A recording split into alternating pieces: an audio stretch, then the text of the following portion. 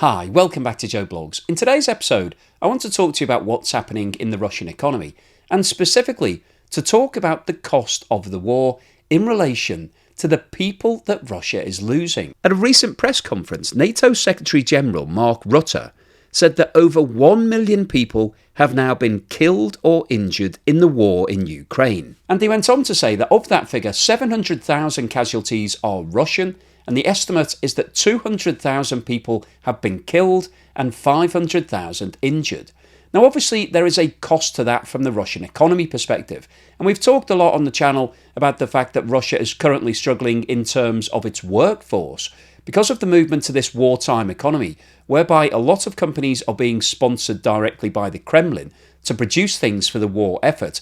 Those companies are offering higher wages.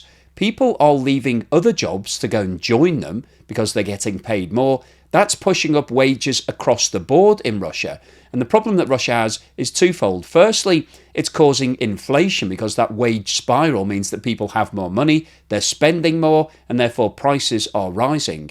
And also the companies that are losing people are struggling to be able to replace them because there is still a demand for more people to go to Ukraine. And those soldiers are being offered significantly more than the average wage. Now, before we go on any further today, I want to thank NordVPN, who sponsored today's video and who are offering Joe Blogs viewers an exclusive deal that you can access by clicking in the link below. Now, if you follow the channel, you'll know that I've personally been a victim of cybercrime. This channel has been hacked twice. And on both of those occasions, I was sent some form of email with an attachment in it, and that attachment contained malware. And if I'd have been using NordVPN on both of those occasions, then it wouldn't have happened to me, because NordVPN contains a unique feature called Threat Protection Pro, which would have prevented me from being hit by that malware attack. So NordVPN is fantastic for protecting you and your passwords and your data and your information every single time you go online. But it's also great for opening up a world of entertainment, because you can access data and entertainment and information that is not available in your region, that you're geo-blocked from. And Joe Blogs viewers can get an exclusive deal which you can access via my link in the description below. But if you're watching on TV or can't see that description, you can also access it by going to nordvpn.com/Joe Blogs, and you'll get an extra 4 months on a 2-year plan and also a 30-day money-back guarantee. In terms of assessing the actual cost to Russia and the Russian economy of the people lost in Ukraine, it can be split into two portions: compensation payments and the loss of earnings. Following the invasion of Ukraine, President Putin signed a decree detailing the amounts that would be paid to Russian soldiers and their families in the event of serious injury or death. The families of Russian soldiers killed in Ukraine receive a one-off payment of 5 million rubles, which at the time of signing the decree equated to just under $70,000. However, if you've been following the channel, you'll know that the value of the ruble has fallen significantly since the start of the war and is now trading for more than 100 against the US dollar. But if we keep it simple and call it 100, that 5 million ruble payment now equates to $50,000. And any soldiers that are injured or have been subjected to trauma are entitled to a 3 million ruble payment, which at the time of signing the decree was the equivalent of $41,300. However, today that payment equates to around $30,000. Okay, so it's now time for a bit of maths to get your brain working. If Russia have paid compensation payments to the family of the soldiers killed of $50,000, and there have been 200,000 people killed, that means that Russia so far have paid a total of $10 billion to all of those families. And in terms of those injured, they've been paying $30,000 to those soldiers, and there have been 500,000 of those. So that's an additional $15 billion. So in total, the payments that have been made by the Russian authorities to people either injured or families of those that have been killed equates to $25 billion. But unfortunately, from Russia's point of view, the cost of the war doesn't end there, because there is the opportunity cost of all of those people who would have returned back to Russia and carried on working and earning and spending in the Russian economy. So we need to calculate what the Russian economy has lost in terms of all of those people who will not be returning to work.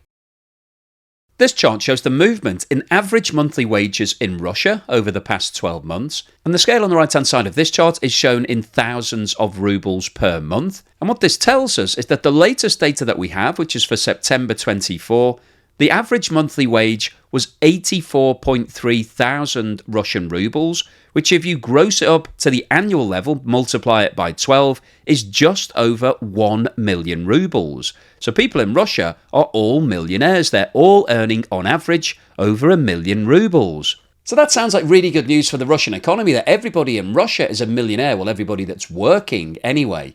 But the problem is that the exchange rate to the US dollar is now over 100.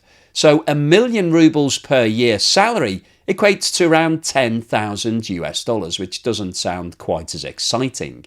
What we need to do is assess the ongoing cost to the Russian economy of the loss of the 700,000 people, the 200,000 people who have died, and those who are injured who probably won't be able to return back to work. Now, if we assume that the average age of people that are dying in Russia is 35, that's broadly speaking where it's sitting at the moment. And the retirement age in Russia is currently 63. So that means that if you die at 35, you're losing out on another 28 years of work. So if we multiply those 28 years by the average wage of $10,000, that equates to $280,000 over your expected future life before you retire. And if we multiply that by 700,000 people, that equates to lost earnings of 196 billion US dollars. And if we add on top of that the 25 billion US dollars that have been paid out in compensation payments so far to either the families or people who are injured in the Ukraine war, the total cost that Russia is looking at is more than $220 billion. That is a huge amount. And this is on top of what Russia is actually investing into the war. In 2024, it was estimated that they spent $116 billion. And for 2025, that figure has been increased to $145 billion.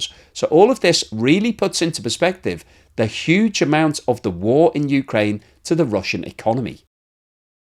So what's the summary and conclusion today?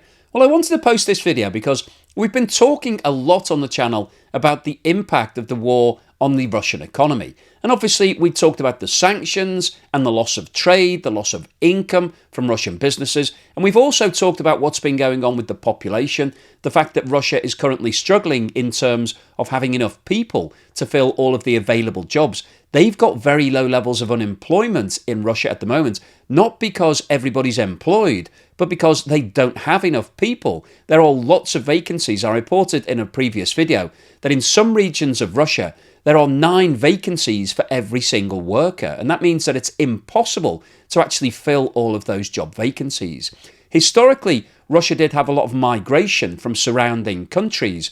However, that's fallen as a result, firstly, of the risk of being drafted into the war in Ukraine. Migrants have actually been sent into Ukraine, so nobody wants to run that risk. And also the fact that the ruble has fallen in value so significantly means that the money that you're earning in Russia isn't worth as much as it was historically if you're sending it back to the people in your country, to your family.